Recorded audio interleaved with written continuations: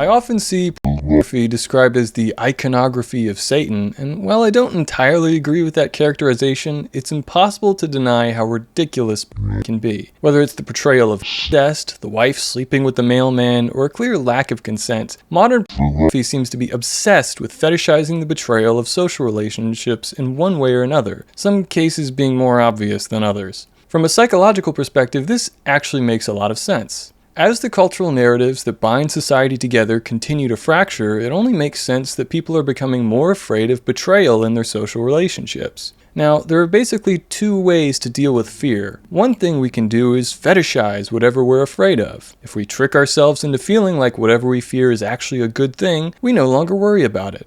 So whether self-aware of this or not, that fear will subconsciously draw people to this type of pornography, even making them dependent on it for psychological stability. The other technique for canceling out thoughts, like fears, is one that may seem obvious, but I personally didn't understand clearly until reading Crowley's Guide to Meditation, part 1 of his book on magic, in which he describes the process of continuously canceling out thoughts with their opposites. Every fear has a corresponding desire, and bringing that desire to mind essentially completes the thought.